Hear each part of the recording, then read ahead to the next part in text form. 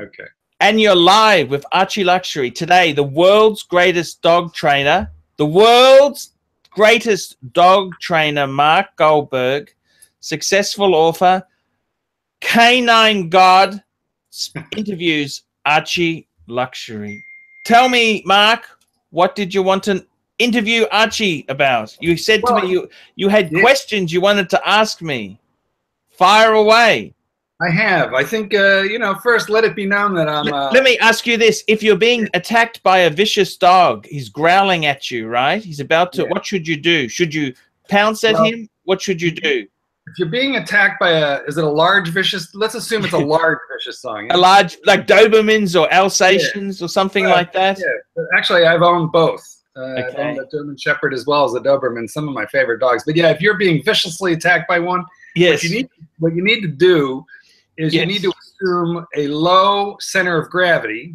Yes. So you go into a crouching position, bend deeply at the knees, then bend forward at the waist, and find your ass and kiss it goodbye. I see. And what watch is best to wear when you're being bitten by a dog? Absolutely, it's an Invicta. Because first of all, you stand a fair chance that the 55 to 60 millimeters of size can be used to like cover the jugular vein, and if you're lucky, they're going to break a tooth on that thing. So, yeah, usually an Invicta. And if you know, and if they don't hurt themselves but they hurt the watch, you really, you know, you haven't lost much. So I would say Invicta. Okay, fire away, fire in the hole, Mr. Goldberg. All right, my fire, your hole, Archie. Yes. So, okay, so the first thing I want to know is let's talk a little bit about the Archie Luxury Studios. Yes. Now, because you have moved around your property a fair amount, and so some of us are just interested in the process. So you are not in what was the original Organics Plus studio. You are in a different location now. No, it is the same one. This is see what happened in my house here. It's got an outside room. Okay. So this is the entranceway here. And you see my desk. This is my desk. This is my desk. The fridge is right next to the desk. See? The fridge, and we can have a look there, and we can see some sins. We've got Coca-Cola, we've got soda water, we've got some juices. Now Archie's got a bit of a cleaning issue here. We are recyclers. We keep a lot of plastic bags. They're also good for picking up dog doo-doo, I believe. So it's safe to say you're a bit of a pack rat. You're in an outdoor room. Is that a converted garage? Would that have started life as a garage? No, it was actually, I'll just show you. So at the side here, we've got a wardrobe, we've got a cupboard here. We've got more stuff on the floor. We've got my bookshelf. We've got another desk over there. I did actually do some recordings against this bookshelf. I remember. And we've now got the IKEA display cabinet. Beautiful. And then we've got the bookshelf. We've got lighting here. And on the other side here, near the doorway, we've got my little tent, my camera tent to take photographs, my light tent. So this is so just do a ceiling scan so you can see it's not a huge room that Archie resides in. So this is the outside studio. I used to film from inside the house, but now I have this outside room. So now, what was that room originally? Like what was that built for? Okay, very good question. My dad, this used to be my childhood home. Oh. He was an accountant. He used to do tax returns like a H&R Block or an ITP. Yeah. So he built this room on next to the garage because there's a garage next door. He would never convert a garage into a room because he always likes his cars protected. And this was built for his tax business, to do tax returns, to see customers away from the house so they weren't walking through the house. So that's the whole idea of this studio. It was for him to see clients, because I'm on a busy main road. This house is on a busy main road. So this was always his dream, to have a little business from home without people coming inside, annoying the wife. Wow, shit, you always got people coming in. I can't do that. So that this is away from the house. It doesn't have a toilet or a shower, but it's convenient because they're not walking through your house. You see what I mean? As a business, it's on a main road, and unfortunately, I've got to clean it up. I've been a bit of a. I'm actually trying to become a minimalist, by the way. Paul, you're going to need a flamethrower to become a minimalist. So, you know, I'll give you a suggestion for a video: is just mount a wide-angle GoPro or something in the corner of a ceiling, and it'll take you hours to clean it up, and then you can just, you know, you can show that video at like 10 times speed, and you'll probably get a couple thousand views on that one. I have trouble throwing things away because I've been poor in the past, and I'm scared I might need it again. So you might need those plastic bags. Yes. That could be a perfect. I might get a dog one day, and I might need it to click up poos or that, you know. Yeah, I understand. So, well, now here's the thing, though. Accountants are, generally speaking, very extremely anal and organized people, because, you know, what makes them excited, what arouses them, is like columns of numbers that like line up by the decimal point. Yes. So clearly the genes are. But okay, so clearly the genes that your organization genes are not your father's. So I want to know if your dad has been back to see his beautiful one-time office in this current condition. Has he been? Yes. He does. He does come back. He comes back. He comes over every Tuesday for dinner. And yes, he's quite alarmed at the chaos. The chaos. He's quite alarmed at the chaos. That is the Archie Luxury way of life. Yes, he is very alarmed. Yes, because I got to keep all the boxes, all the packaging, all the receipts, and all the brochures. You know what I mean? And I can't throw anything out. Well, that's a watch collector. I have closets filled with hang tags and boxes and inner boxes. And you never know when you might need that again, you know? Yeah, it's a bit of a sickness. Like, for example, you know the tissue paper that they artfully wrap around the inner box to protect it from the outer box? Yes. I can't throw away the tissue paper, so, you know, we... Oh, no, I've got a special shelf just for tissue paper here. Yeah, but how do you know which one goes with which one? You got to. Oh, no, I put a little Post-it note on it. This was from this watch. This. I even got a little plastic bag. I can't throw away cigar wrappers. I keep cigar wrappers. I also keep the sticker on back. I put them into a little plastic bag, and I put down the watch it came from. This came from this watch. The sticker on the back. So would it be safe to say that with watches and luxury goods, the things that you actually love, you're extremely well organized, and the rest of it can pretty well go to hell? Is that more or less, you know, the Paul Pluta Archie Luxury thing? Because I'm looking at a pretty messy background there, my friend. Yeah. You're describing tissue paper organized by brand of watch, so they don't go together. How's that? No. I must tell you, I am looking at changing my ways. I do want to become a minimalist. I want to have 200 to 300 items in total in my life. I've recently did that. I sort of had a life-changing event happen to me, and I had to really reevaluate the nature of my living space. Right? Yes. I had a very, very long-term 15-year relationship sort of end, and that caused me to have to reevaluate every aspect of the way I was living, and my property had become filled with hoarded materials. And I'm by nature a little bit lazy about my space, so I accumulate stuff, not necessarily because I love it, but because it just, once it's set in a corner, I tend to walk around it instead of moving it. Yeah. I came up with a rule, Paul. I came up with a rule that may help you, so I'll just share it quickly and we'll move on. Yes. I decided I would have nothing in my house unless I either used it or loved it. But if I didn't use it and I just liked it, just hang on. One tick there. One tick. One moment, sir.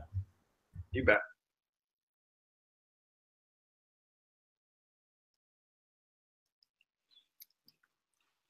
I don't know if we're on the air or off. So you all might be watching some dead air, but I've got some stuff written down just in case. He's coming back. Just one tick. You bet. You come through. Sit down. Sit. It's okay. Sit down there, because then the camera won't get you. I won't be long. Surprise guest.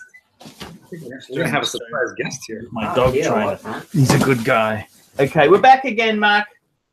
So we have a surprise guest. Is that what's happening here? Do we have a surprise guest? Oh, I can't hear you now, Paul. I said that's my boyfriend, Scotty. Is it? Oh, yes. Scotty. We don't get to look at him. No. He's very camera shy. Is he? All right. Well, Scotty, I don't know if he can hear me because you're on headphones. No, he can't hear you. He can't hear you. I think this would be well. We'll interview Scotty next time. Okay, I want to move along because I have a lot of questions. Lots of questions. Fire away. Fire away. These are important. Now, you know the photograph, and may I say, Paul, you were a very handsome, very handsome young man. Because the photographs that you show of yourself as when you were in your late teens and 20s, you looked very handsome, but you look real kind of like serious and studious. So what I want to know is, were you the class clown? Were you a sleeper? Like, when did you hit your comedy stride? Comedy stride. I've always tried to have comedy to get through the mundaneness of school. Very mundane. Were you naughty in class? Did you get tossed out of school ever? Were you rude? I was always scared of school. It's like the dog. He's just nervous. I never really liked school. Never really felt. But in high school, I enjoyed it because I did like high school. High school was a lot more fun. But that's when the comedy started coming. Very much black satire comedy came out there. Did you ever get in trouble at school? Did it ever get you in Dutch with your teachers? I wasn't too bad. But hijinks, pranks, any story that you can relay, just a simple story of any awful thing you did in school. Look, I must say I had a good time. I quite liked school there. It was kind of cool. The best thing is, I remember one time I became studious. I used to bludge a lot. I was very lazy. Okay. What's bludge? What we don't know that word. Bludge is just lazy. Just didn't do any work. And I remember we had to book review. We had to read, and I spent all lesson chatting to people for the last 3 weeks, chatting. And then I go to school and I find out 40 minutes before the lesson that we're having an exam today on that book we've been reading for 3 weeks. Yeah. So I decided I would read the back page and the intro. You never discovered we had Cliff's Notes. That was the no. This was just so bad. This is I know. I didn't even get the notes. The other people had the notes, but I didn't even have time to go scan through the notes. Those cheating notes, right? Yeah. And I topped the class in that test because I was the only one who answered the question because I didn't have a clue what the book was about. Everyone else was saying, they're trying to prove that they'd read it. Whereas I didn't have a clue what the book was about, so I answered the question. So your advice to English majors around the world would be to read the first and the last page. That got you first and last page. That's exact. I mean, I've gone into exams where I didn't even know what the topic we'd studied for that term was.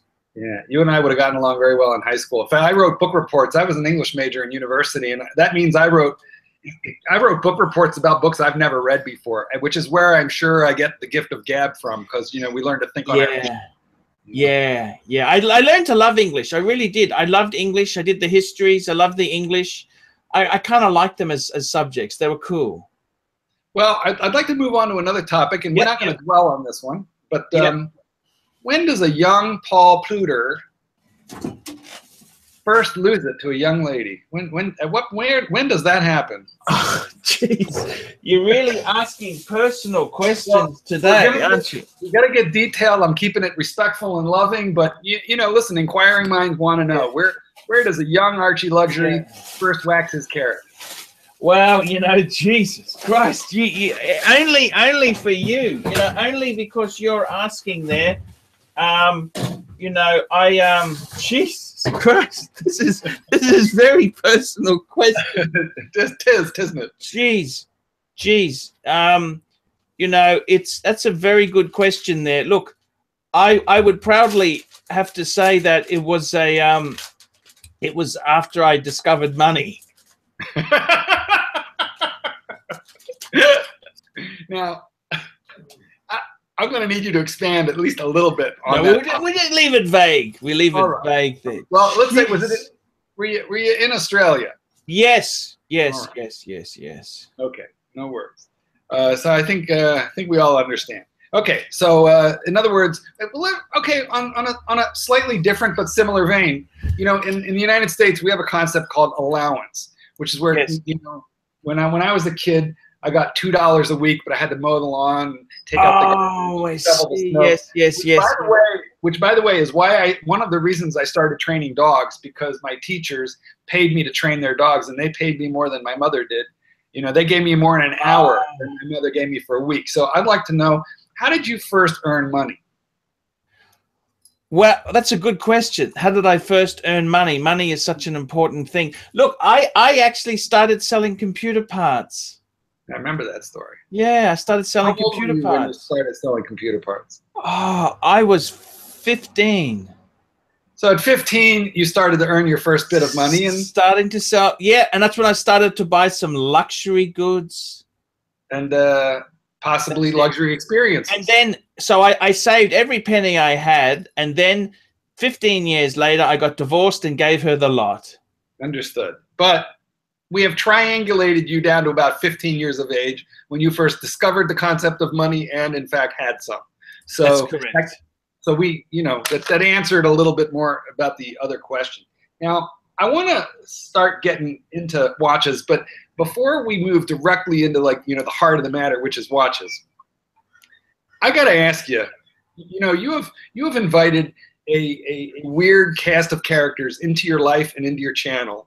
I am just like the latest of the I'm just the latest of these, and so I hold no illusion that I am anything more than the Ed McMahon to your Johnny Carson, and only for the 10 minutes that I'm here. I mean, you're really the star, but you have invited a bizarre cast of characters in, and I want to start with Mimi T. And my question for you is, Paul, Archie, what were you thinking?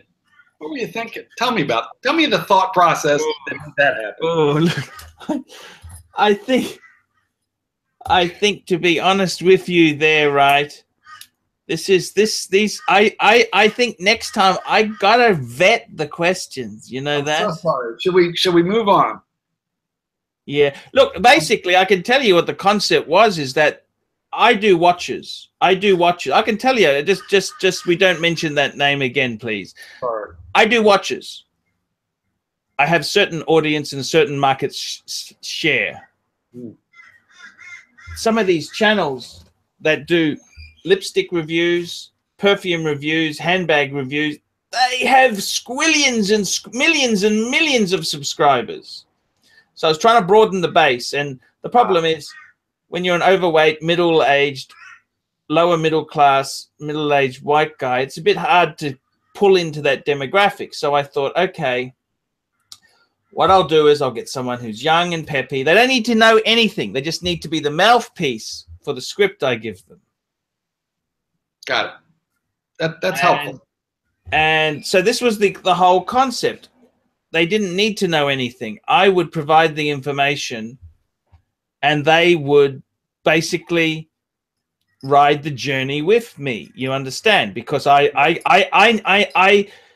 YouTube is all about keywords. This is the whole thing. It's keywords. People search for Rolex Datejust, Rolex Sub. They're always searching for products.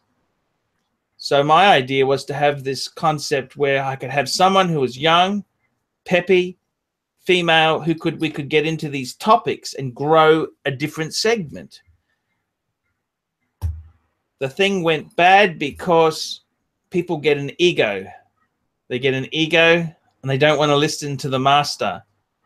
So that's just like in dog training, right? Yeah.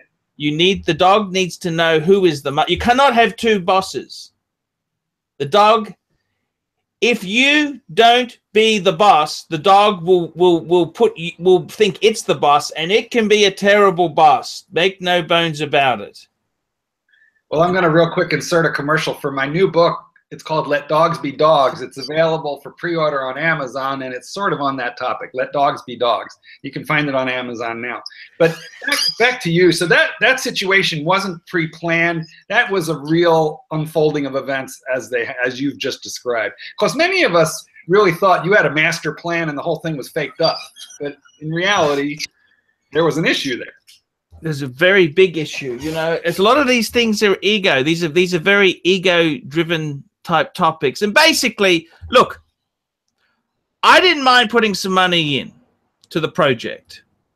And I understand, you know, some people, you know, look, the reality is here. The reality is that it turned out to be an absolute disaster. And they didn't listen to me one bit. They did not listen to me. And I've learned the lesson again. Never work with dogs and children. Well, yeah. Never work with dogs, children, and Jenners. Well, let's not get stuck there. Let's move on. That's where it is. That's the honest truth. Never work with dogs, children, and Jenners. Well, thank you for your honesty on that issue, because what it tells us is that was a legit situation. It wasn't all set up as a serious, yeah, because that's kind of what I think that's what we thought. So the reason that I think we thought that is that since I discovered you probably 3 years ago and have watched you know, like almost everything you've ever done, this is a really interesting question, and you don't have to answer it if you don't want to. You're not going to find it. You won't find it offensive, I assure you that. But you know, you have got one of the liveliest, most interesting comments section of any YouTube content provider ever. And I get sucked into like anytime I've done anything on your channel, or you've posted a video of mine on your channel, cross-pollinating the channel. Yes.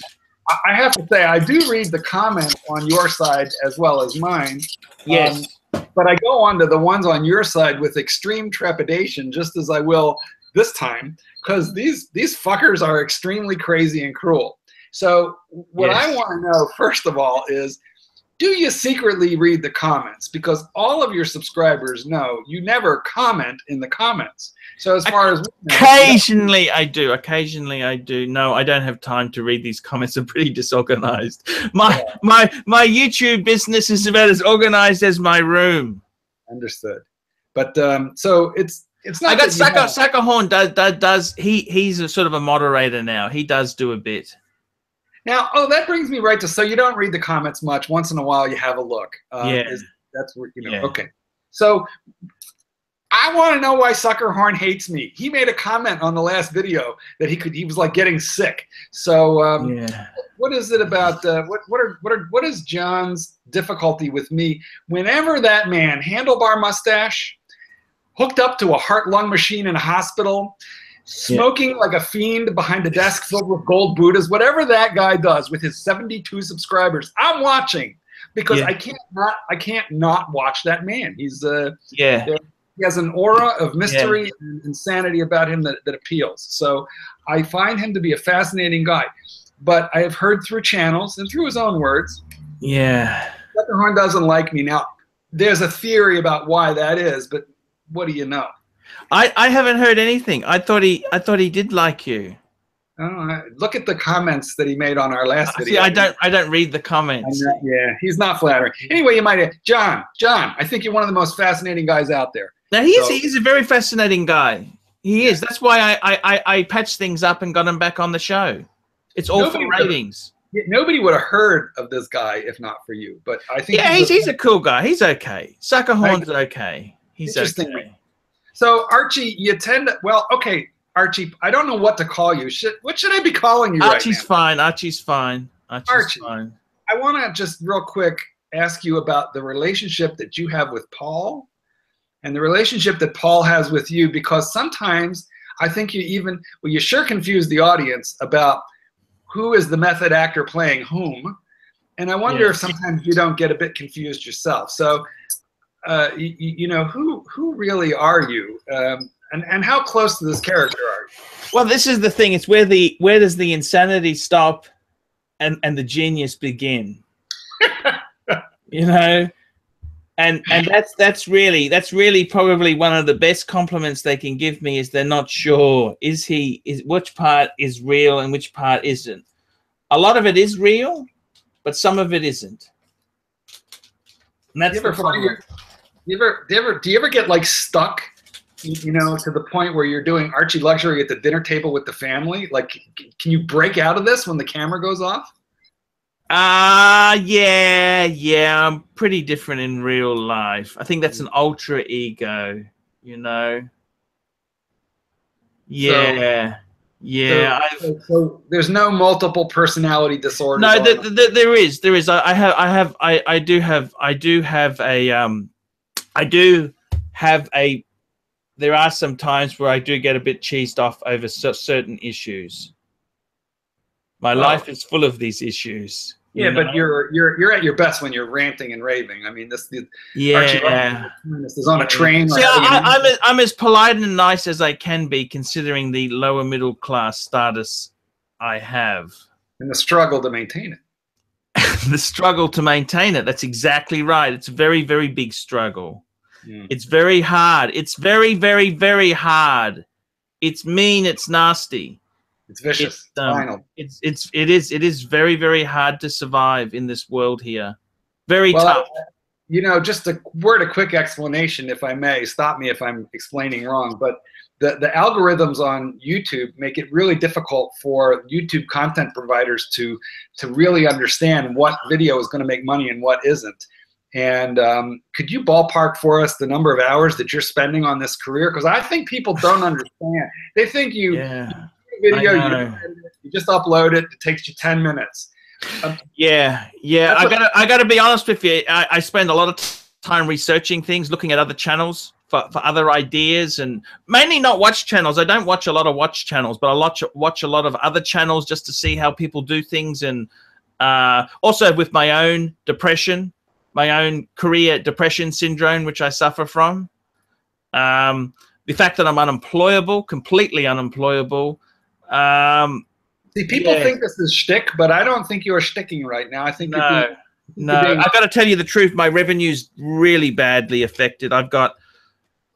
They've introduced a new thing on YouTube where it tells you how many, which videos may not be advertiser friendly. I got thousands of them to go through. I'm just lost. Yeah. I'm really disappointed. I'm actually at a crux where I'm looking at maybe this YouTube thing isn't working for me. Yeah, and I think people believe that I'm about 40% down. My revenue is about 40% down from the Google Ads revenue, which is, I got thousands of videos which aren't being monetized. I got 8,500 videos on the Archie Luxury, and I got about another 1,500 on the Paul Pluto channel. That's 10,000 videos. And the fact that I've had so many fall out because of swearing, because of title, it's just, the algorithm is just so nasty. I mean, the truth is this: if you're plain and boring, you don't get the content, you don't get the notoriety. But now that you've got the notoriety, now I'm not getting the revenue. So it's very disappointing. It really is disappointing. I got to look at other income streams. And I've done the Uber. I did the Uber for a while. That wasn't much fun. I did the, I've actually put ads recently on Gumtree for dating coach. I've also doing the life coaching, YouTube coach, photography coach, and also a new concept is I'm going to be doing personal training. Yeah. Just stop. Don't laugh. There's nothing worse than going to a personal trainer who's fit and active. You want somebody who's going to go through the journey with you. New concept. Fatness fitness training, it's called. I want to make a quick point. I just want to go back. After every personal training session, we go to McDonald's and have a pig out. Yeah, that's the American Embassy you're talking about now. You're talking my language. What people may not understand, I just want to go back a quick second and illuminate a point that you made about your thousands of videos having been demonetized. What the people at home may not understand is you make a video once, but you continue to earn on it as long as it's monetized and on YouTube. That's correct. So, right? So when you have 8,000, 10,000 videos, and they turn up when people Google or using Google or any of the search engines or the search box on YouTube, they put in Rolex Daytona and up come 15 of your videos. That's correct. Earn money on those videos in perpetuity. Yes. Provided they do not demonetize them. It's sort of like it's like geometric progression. And for a while it was getting bigger and bigger for you until Google and YouTube, who owns Google, but until YouTube began to mess with their algorithms and change them. I mean, listen, I'll tell you what, my average month is anywhere between $70 and $100. So it's tiny little money for me. It's not money at all. But however, I can see a 30% decrease in a month where the algorithm is irritable. Yeah, that doesn't matter to me because it means that I buy one less hamburger in a month.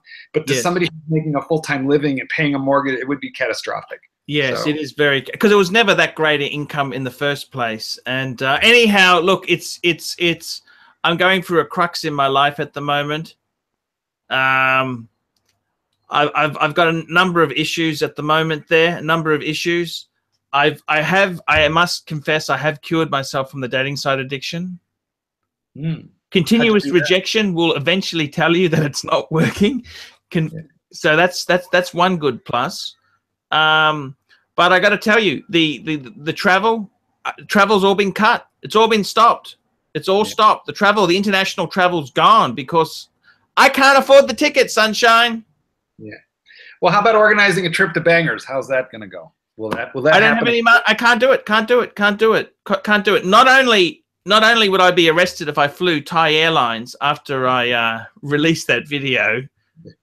They're not messing around. If you insult the Thai government and Thai Airways, if it's operated by the government, it could be a problem. Could be a problem. I've also got other issues too. I've got issues with a lack of funds is probably the biggest issue I have to going there. But I got to tell you, it's all gone. It's all over.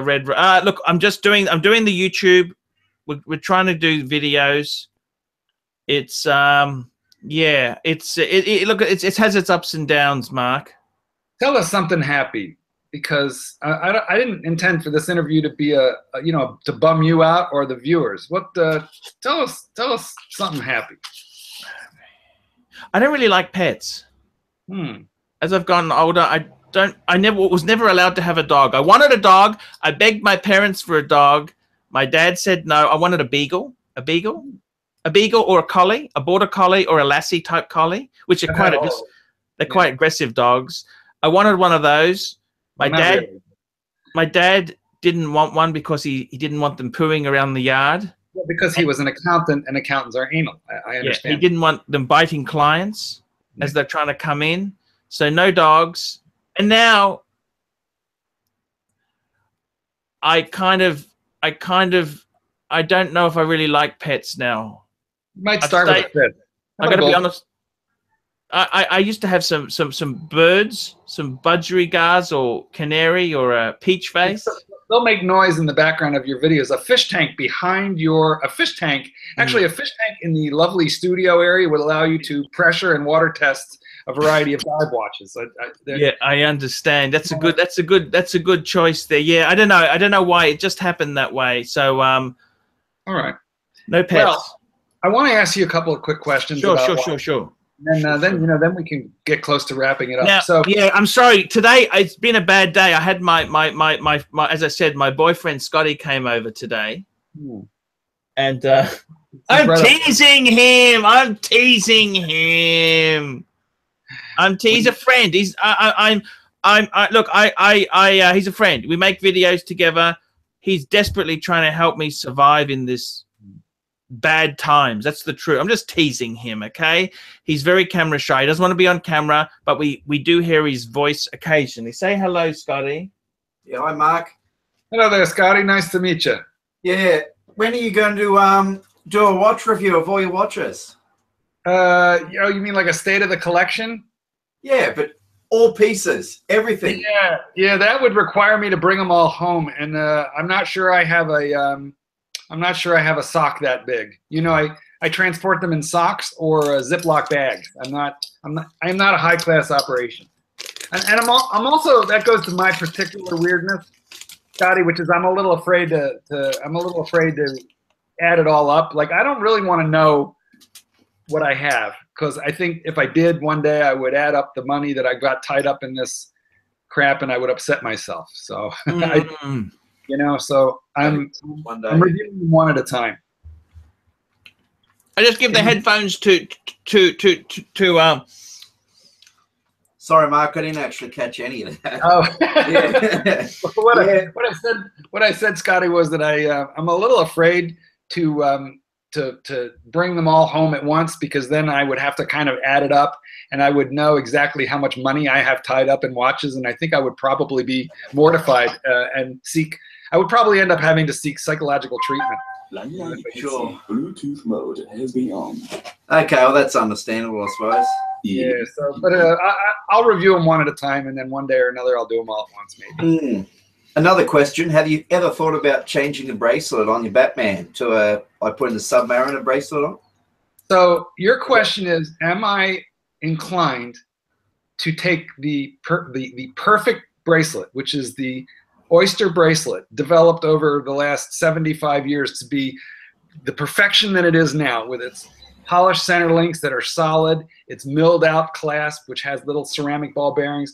You're asking if I am wanting to change thousands of dollars of 904L steel to about $20 of rubber. Did I understand that? No.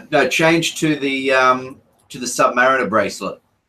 With the glide lock clasp. Yeah, you can do that with a bit of steel wool, if you want. Actually, you just got to rub the center links. No, it never occurred to me. Okay. I'm a purist. I hate NATO straps. I don't like rubber. I think swapping the bracelet from one Rolex to another, it would give you the glide lock clasp on a GMT. It would do that. But that would sort of be like that would be like transgender. That would be like implanting your sister's vagina in your own body. God did not intend that. Sure, right. Yeah, well, look, listen, big fan of yours. Watch your channel regularly. So I'll keep. Thank you so much. But I think I got to finish up with Archie Paul here. Here he comes. Let's do it. Let's do this Sorry again. about that. We've only got one set of headphones here. It's a long story. Don't even ask. I had a dog that chewed the speakers on the other ones. You had a dog. Your father wouldn't let you have a dog. No, I know. That's how you can tell I'm lying. See. Yeah. So fire away. Let's fire away. Ask these. I want to do another interview with you. I would actually, to be honest with you, I'm a little bit startled at the first questions you threw at me. Right? The hard ones are over. The tough ones are all over. Okay. No worries. Fire away. We get to the easy stuff. So let's say you have to recommend a watch to somebody. Yep. Recommend a watch to somebody. Yep. But you cannot recommend any of your big guns that you normally do. So the Man on the Moon is out. You know what you normally recommend, the Polar. I know the Polar, and I can't recommend that. Recommend any of those, and I'm also going to take your IWC out of it. Although you did break your own mold with that IWC, and that's thank good. you. Thank you. Expanded the horizons, but you now have to recommend something in the $5,000-ish range. Let's say 5,000 US, right? And it's none of the usual suspects. It can be used, but it can be used, can't it? Yes, of course. You know why it has to be used, and I'm going to tell you why. Because only schmucks pay retail. Only schmucks pay retail. That's exactly. You know why God? Listen, Archie, real quick before you answer that, I'm stalling so you can think. Yeah. Do you know why God invented? Okay, we Jews have a word for you non-Jews, and the word we use for you you have a lot of words for us, and Jew is one of them. All right. But we really only have one word for you people, and it's not even that pejorative. But the word is goyim, and it means just non-Jew. Yes. I know. It's a great movie. It's my favorite movie, A Serious Man. You seen that movie? No. So I can't. Coen Brothers. Oh, they're great. But why did God? Here's the joke. Why did God invent goyim? Why?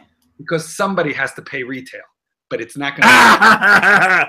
Thank you. Of course, use. Tell me, 5,000 and this. I honestly would say to you, look, I tell you some honestly good bang per buck pieces. Okay, let's move outside the square there. Secondhand, I would have to say secondhand. Could I put the Breguet Type 20 in? Is that okay? Yeah, okay. You don't often recommend that one. Yeah. Yeah, because that is a great. It's a great bang per buck watch. It's a beautiful piece. It is an automatic chronograph. It's really cool and really good buying on the used market there. I'm just eating some diet chocolate, by the way. It looks diet. I think that one is dairy, not diet. Just Oh, sorry. All right. That's a food group unto itself. But what else besides? Okay, bang per buck. Let me tell you a good bang per buck piece I really do like. It's got an ETA movement, but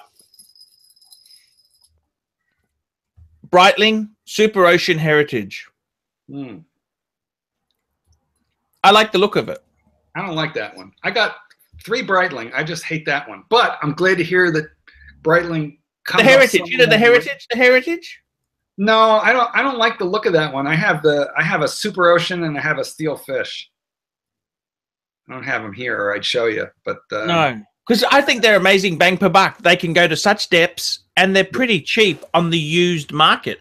I mean, on the used market, yeah, you can really get a Breitling. The Heritage ones aren't that super cheap because they're kind of cool. You know what I mean, don't you? They're kind of good looking. Yeah. Yeah, but I mean, I'm just going to bring it up on the screen for your viewers there. I'm going to bring this up on the screen for your viewers so you can have a look at this here now. So I've just gone on to Chrono 24. Have a look at this. Okay, we're going to search from, shit, what did I do that for? We're going to search from low to high. Let's look at this. Breitling Super Ocean Heritage. Look at this. 2,500. Look at this. This is 2,500. That's a great buy. And look at this. There's one for $2,200. 22 on a mesh, shark mesh braid. Now, I know it's an ETA and I know this and that, but Breitling is it's a good name. Breitling is a good name. And these are really, I think I'd prefer this almost to a Tudor Black Bay. The Tudor Black Bay sort of 2 passades for people who are too cool. You know, I owned a Tudor Black Bay for about a month and I got quickly bored and sold it. So, but I love these. I reckon that's not a bad watch to have. For Breitling Super Ocean Heritage, probably 42 mil was probably as big as you'd want to go. You know, 46 is getting ridiculous. 42, I think, is a nice size. And I got to tell you, this is not a bad looking watch. Nice, very. I think it's a cool watch. I actually would get one. I tell you the truth there, I would get one. Okay, well, great. Okay. I also like Breitling, but certain watches. See, I have this theory, and that is Breitling gets an extremely bad rap because of the discounting that the dealers do, and also the giant depreciation that you get when you walk out of the authorized dealer with a Breitling. They take a pretty rapid nosedive, and so that's why you're buying it used. That's what I said to you. Exactly. So this is exactly the point. If you buy an item that retailed for, let's say, $5,000, and you buying it for $2,300 or $2,400, how much lower is it going to go? You have bought it at the very lowest of the. You bought it at the lowest part of its journey, and well, it can't help. It can't help. Discounting like that can't help, can it? It sort of ruins the cachet of the brand. It does, and it makes people who pay full price. It makes them feel like an idiot. Well, those are the schmucks who paid retail. But what happens is that it benefits the rest of us who get the benefit of those watches for 60% off. And what I'm saying is, if you buy a Breitling that retails for $5,000 and you pay $2,300 for it, if you've ever got to bail out of it, you'll have no problem getting out of it. Yep, very true. All right. And, you know, What do you listen? I have a good friend. His name, you probably have heard about him. He is part of the watch mafia, part of the underworld. He is an internet. He as public as you are, as public as I am. Dennis Van Patten is probably operating under bridges. He is he whose name shall not be mentioned again. There are no photographs of him. He is a shadow of a man.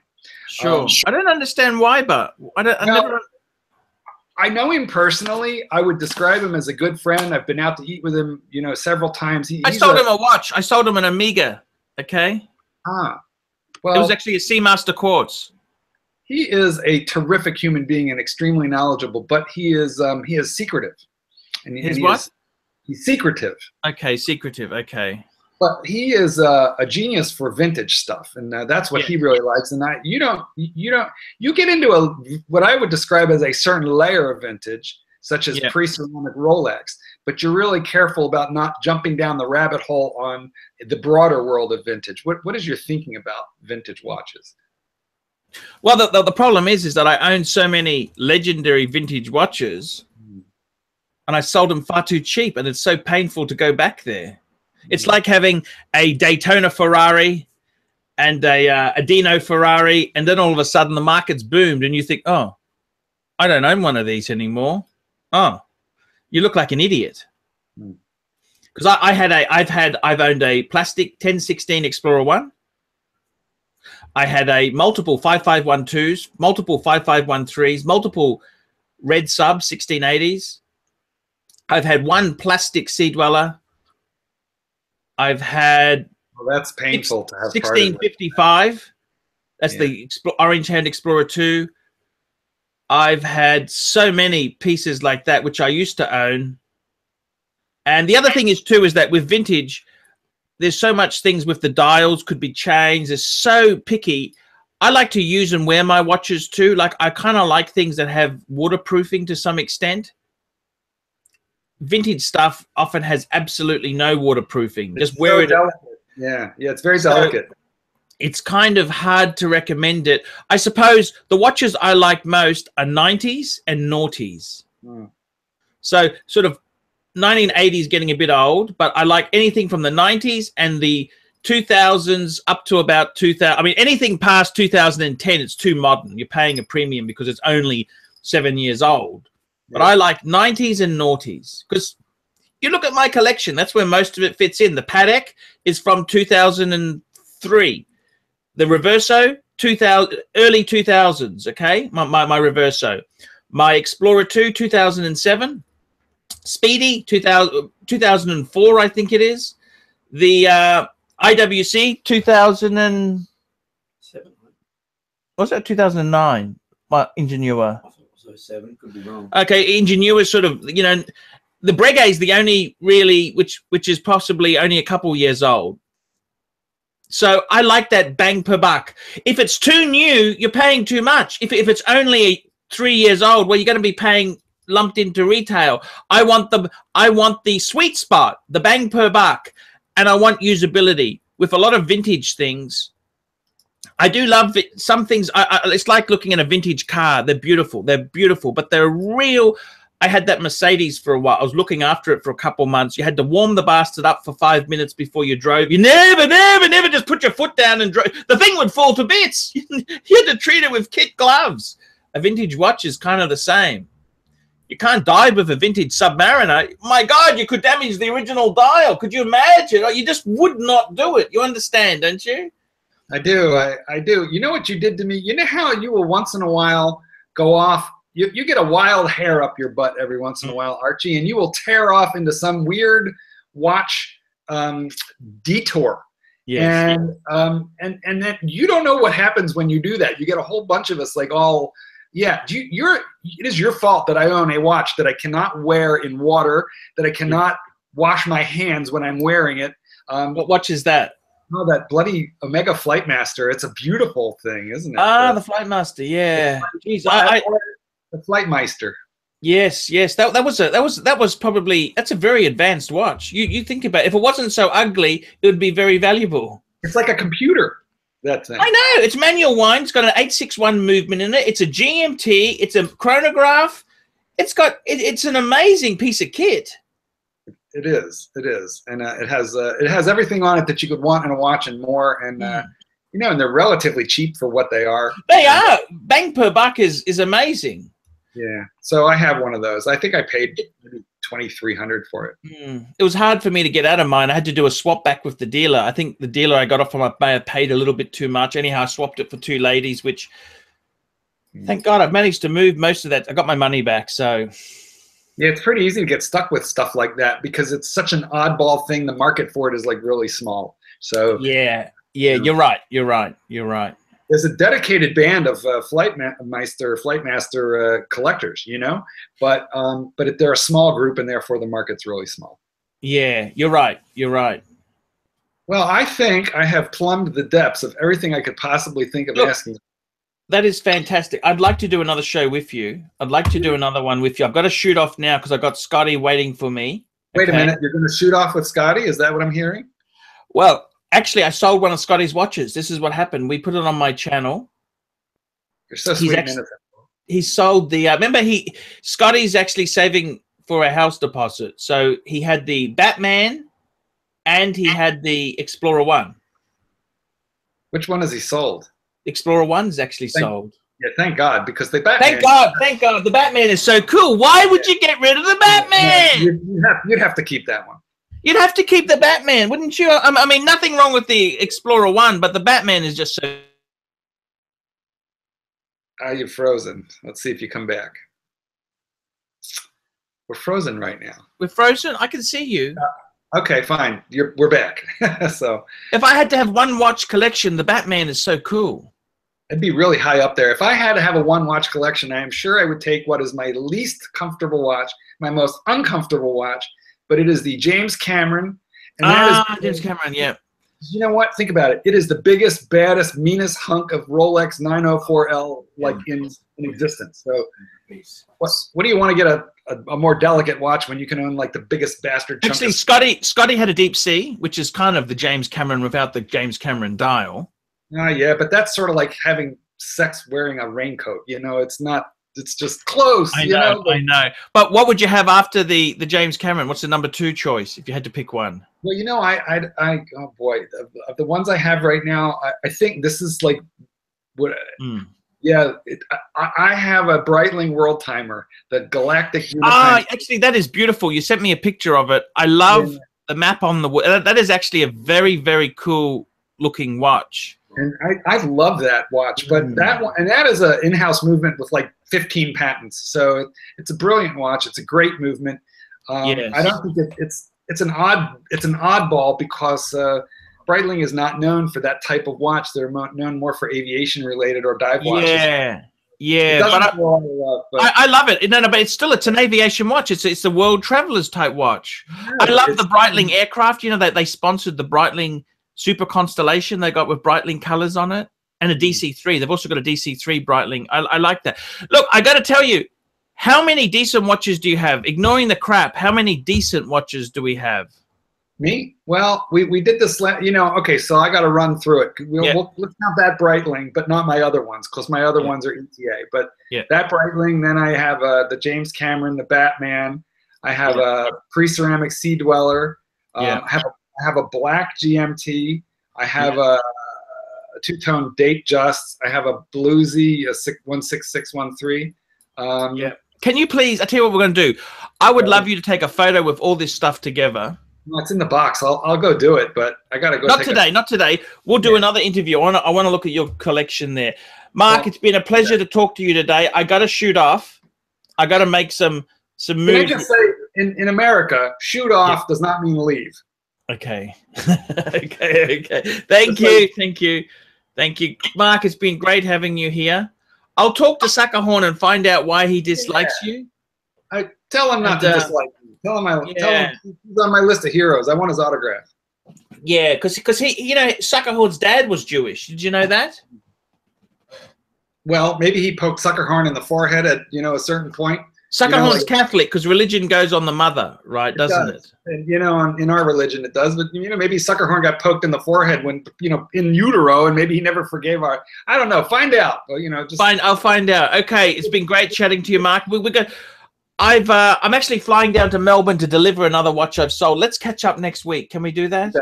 Have a great weekend. I'd love to do another show with you, Mark. Take care. We'll do it. Thank you so much. See you later. Mark out. Take care.